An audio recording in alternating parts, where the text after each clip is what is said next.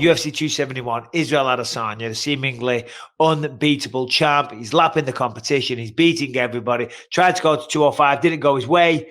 Robert Whitaker says that laid the blueprint on how to beat him, taking on Robert Whitaker again for the second time Saturday night. I'm excited for it. I can't wait. I think it's going to be a tremendous fight. I think Whitaker is going to have a much better fight. I'm not saying that means he wins, but I think we're in for a much more competitive fight. How do you see this one? Well, I agree with that. I think it's going to be much more competitive. Izzy is so goddamn good. He is so good, and I don't see a lot of holes in his game. Jan Blachowicz did a good job, but I think a lot of that is physicality and weight class and size and just kind of being a grizzled old veteran. You know, I think Izzy just kind of got out thought a little bit in there. I don't like Whitaker's body style for this fight. He's just going to have a hard time getting to Izzy. Yeah, I just want to jump in there and not interrupt. You're absolutely right, because when you said there a moment ago about the size of Jan Blachowicz, we got to factor in Whitaker spent a lot of time at welterweight. When it comes to being a middleweight, he's definitely on the smaller size. And whilst Adesanya isn't the heaviest, you know, he's not the biggest in terms of all-round weight and mass, he's fucking tall and he's very, very long. Yeah, and he's got a big frame. He's got a big frame. So Whitaker's at a big disadvantage in that department. Right. And I hate, again, that's the low-hanging fruit. Like, well, you know, Izzy's the bigger guy. Well, when you fight the way that guy fights, being significantly longer and significantly taller, and managing, he covers distance so goddamn fast. Like Whitaker's legs almost aren't long enough to catch him, you know? And I think that the way that Robert Whitaker fights, he does a lot of blitzes. He moves forward hard and in straight lines a lot. He's gonna have to figure some angles out and figure out how to get to Izzy's body a little bit, and he's got to be able to slow the fight down. You know, he doesn't fight often enough to see for me to be able to say he's closed those holes in his game. I think it'll be super competitive. I would be surprised to see a finish. To be very honest with you, you know, Whitaker's a tough guy to finish. I think he just got caught, and to be honest, I think he probably underestimated Adesanya a little bit in their first fight. Well, he didn't get caught once. He got caught twice, didn't he? Because at the end of the first round, he was essentially done. It was done then. It was done, but the round finished. He was definitely saved by the bell. And then as soon as the second round started, Izzy just finished off what he'd already started. Yeah, I mean, listen, I'm impressed with Robert Whitaker. You know, Me too. That last fight against fantastic. Kelvin Gastelum, that fight with Gastelum, I was like, wow, look at the footwork, look at the output, look at the angles that he used and all the rest of it. He is a good wrestler. He's got a very well-rounded skill set. You know, look at those fights against Yoel Romero, you know. Now, of course, defensively wrestling is way different to offensive wrestling, which is what he needs to do against Izzy. But he showed what he's made of in those two wars. Was it twice he fought Yoel? It was twice, right? Twice, yeah. Yeah. He showed what he's made of. They were two wars.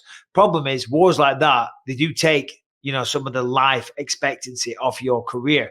Then he got sick. He had a lot of time out, you know, and then he came back to Izzy. As you say, maybe he underestimated him. Maybe he looked at him as just a kickboxer. I can get on in the inside, crack him with the left up and go for a takedown, excuse me. Oh, my God. Strategically, he was terrible, though. I know this protein shake I had right before I came on. Thing's kicking your ass. It's doing my fucking head in. I've been like trying to burp the whole time. He was just lunging in from the outside. He has a great left hook. That's one of his best shots. And he was jumping in, lunging in. Terrible strategy. I think for him to win in this one, he has to somewhat stand his ground. He has to let Adesanya come to him, parry the jabs, parry the straight shots, lots of head movement, get on the inside, and of course, look for takedowns. That's obvious. But I think Blachowicz did set the blueprint by taking him down in the center of the octagon. You know this. Right. The fence, it's kind of easier to defend against the fence because you can lean against it. If you are taken down, it's easy to get up with the fence there. Out in the center of the octagon, it's very different. Harder to get to your feet. And if you run your feet, if you're Robert Whitaker, you're taking him down. If you run through him, cut the angle, boom, they're going to hit the canvas because they've got no fence to lean on. That's what he needs to do. He needs to fight him in the open in the center of the octagon. Right. And he's got he can't rush it. You know, I think Derek Brunson ran into that same problem where Derek was immediately spamming takedowns from the very beginning. Kind of gave his, you know, like he showed his hand a little bit, like, oh, okay, well, this guy isn't even going to attempt to stand with me. Jan Blachowicz did a good job of standing his ground for the entire first 3 rounds. So he was competitive enough there to at least take one of those rounds out of the first 3, and almost made Izzy forget about the takedown a little bit. You gotta if he knows that you're not striking to actually strike, and you're just looking for an opportunity to shoot a takedown, you're gonna have a hell of a time. You got to give him a threat on your feet. You gotta give him something else to think about. It's the element of surprise. Yeah. You know, you've got to lull them in, and that's what Jan did, because I think it wasn't until round 3 or 4 when he went for a takedown. Yeah, he didn't shoot until round 4. Yeah, he didn't shoot until round 4. So that sends the message to Izzy straight away. I'm not trying to take you down. We're going to fight this out like men. We're going to stand on the feet. We're going to trade. We're going to throw down. And I'm going to try and use my Polish power to knock you out. And then all of a sudden, when you think you're going to throw down, and I'm not telling you, I'm telling the people listening, then you surprise him with a takedown. You're not ready for it. Your stance is different. You're a little upright. You're in the center of the octagon. You got no fucking fence to lean on. Then all of a sudden, you find yourself on the floor. And you've already been fighting for 20 minutes. At that point. No, you will, sure, and you're tired as well. It's easy, yeah. Now the 5th round takedown, you already fought for 3 rounds. Then he took you down and rode you out for an entire 5 minutes. Now you're pretty goddamn tired. Now the 5th round, Jan Blachowicz' takedown was easy. He already had him more out. So smart. If Robert can get him down though, in the center of the octagon, I think Izzy's going to be in real trouble. I think that's where he stays. Oh, for sure, that's where he stays. Yeah. I think Jan, and I'm not talking shit about Izzy. I'm just it's constructive criticism, or it's just analysis. That's all. It's not constructive criticism. It's just what I saw. His guard was wide open. You know what I mean? Yeah. Jan wasn't too concerned with passing to mounts, looking ground and pound. He got a good position and he held it and he chipped away with some little shots. But the guard was wide open. You know what I mean? It really wasn't. He was lacking a little bit in that department. Now, there's no shame with that. His striking is phenomenal. A lot of people are lacking compared to his striking. So his grappling is lacking compared to some other people's grappling. He's a specialist at kickboxing and everything else is catching that up. You know, so there's no shame in that. But I think if Robert can get him down for a significant period of time, we could see a submission and we could see potentially a ground and pound stoppage. Totally agree. Robert Whitaker's the real deal when it comes to his grappling. If he gets him settled in the middle of the octagon, whether there's 4 minutes and 59 seconds left or there's 10 seconds left, that's just where Izzy's going to have to spend the rest of the round. Now, whether he gets a finish, I think it's 100% possibility that Robert Whitaker gets to a finishing position if they end up there. Yeah. It's just, how is he going to figure out how to get him there? You know what I mean? Because how's he going to get past those French tips? Do you know what I mean? And the fingernails. Do you know what I mean? He's like, whoa. Oh, no. Because nobody wants to get dry humped of Adesanya. Do you know what I mean? Like Paulo Costa did. I mean, that was amazing what he did to Costa. That just shows what he's capable of. See, you know? And that's the things I look at when you look at the Costa fight, you look at the Gastelum fight, you look at the Marvin Vettori fight. They're all very kind of different types of fighters, like in the intricacies of it, but the broader spectrum, they're all very much the same. Like they're very, very similar. And Robert Whitaker kind of fits into that mold a little bit. Like Izzy does really well with shorter, stockier strikers that are a little bit slower. They're all very similar. So when everyone was like, I can't believe Adesanya, you know, when Costa was still the boogeyman and everyone was terrified of him, Izzy didn't have any problem with that. But I think that what he knew that the rest of us didn't know is guys like Costa work really well into his game. So the more you piss him off, the more he's going to be aggressive. He's going to move forward and run himself onto shots all night long. So I just wonder if maybe Whitaker's another one of those guys that maybe this just fits right into his game. Potentially. And that's actually a really good point. We used to do this thing on the show a long time ago, BIM coin, when we make our bets. Harrington and Brian, should we bring back the BIM coin? Give us a 4-shot. Let's have a look at all of you. I'm down. I was the champ. Oh, you were? Fortunately, this isn't real cash. But what do we do? How do we do this again? Do we give each other 1,000 BIM coin and we'll play with that? Sure. 1,000 BIM coin, BYM, in case you're wondering. BIM coin. Okay. All It's on a the main lot. card? That's a lot of Bitcoin, though, isn't it? I mean, the math gets hard if we're throwing in thousands. Nah, I'm sure we can figure this out. It's Yeah, it's we're a all hundred on this. reasonable people who like round numbers. Yeah. Okay. All right. So, Harrington and Brian, who do you have winning? How do you have them winning? And how much Bitcoin are you willing to put on this? Shit. All right. I would put literally everything on Izzy beating the shit out of Whitaker again.